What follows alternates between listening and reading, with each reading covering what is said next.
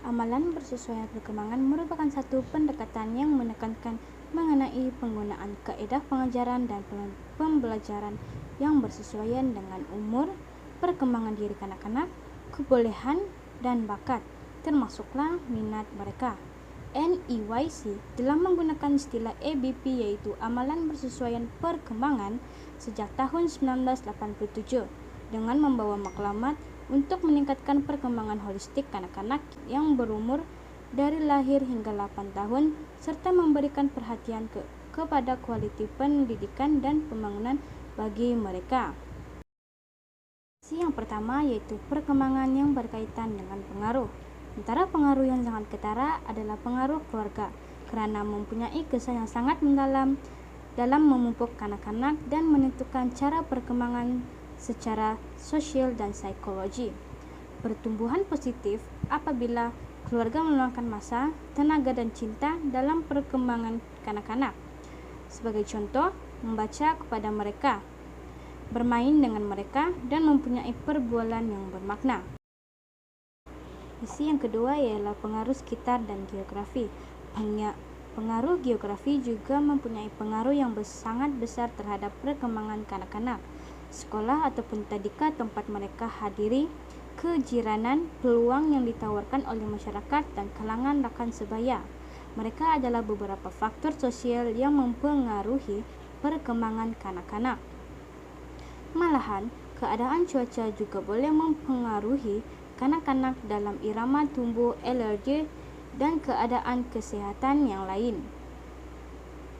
Pada masa yang sama, persekitaran memainkan peranan penting dalam perkembangan dan ia membawa keseluruhan rangsangan fizikal dan psikologi yang diterima oleh kanak-kanak. Sisi yang ketiga ialah senaman dan kesihatan. Senaman merujuk kepada masa bermain biasa dan aktiviti sukan yang membantu tubuh meningkatkan kekuatan otot dan tulang kanak-kanak. Senaman juga menjadikan mereka sihat dan melawan penyakit dengan menguatkan sistem imun pada badan. Permainan luar membantu mereka membina ketahanan dan mencegah alahan. Tidak itu saja, kepentingan senaman bersama keluarga adalah amat penting kerana ini adalah salah satu cara untuk keluarga memberikan masa sepenuhnya kepada anak-anak. Apabila berada di tadika atau sekolah, amatlah penting jika mengadakan sesuatu aktiviti yang memfokuskan kepada perkembangan kanak-kanak agar mereka tumbuh dengan berfaedah.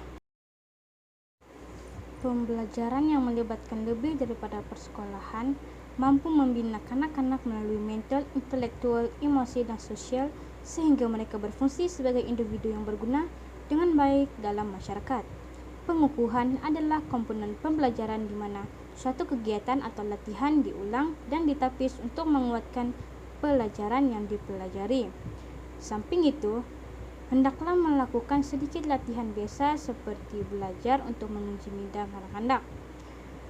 Sebagai contoh latihan ialah memberi soalan kepada kanak-kanak dan mereka akan menjawab sama ada ia soalan kuis atau apa-apa yang berkaitan dengan pembelajaran selepas guru mengajar. Secara kesimpulannya, amalan bersesuaian perkembangan telah dijelaskan oleh NEYC tentang kepercayaan terhadap pembelajaran kanak-kanak. Selain itu, ABP juga dianggap kompetensi profesional yang diperlukan oleh setiap individu yang bergelar guru dan berpendidikan. Hal ini dapat meningkatkan kualiti dalam pengajaran dan pembelajaran, yaitu PDP sekaligus dapat membina profesionalisme dalam konteks perguruan. Oleh itu, NEYC menyarankan keperluan yang merangkumi kurikulum yang sesuai dengan perkembangan kanak-kanak serta melibatkan interaksi antara orang dewasa yaitu ibu bapa dengan kanak-kanak bagi menggalakkan mereka untuk belajar.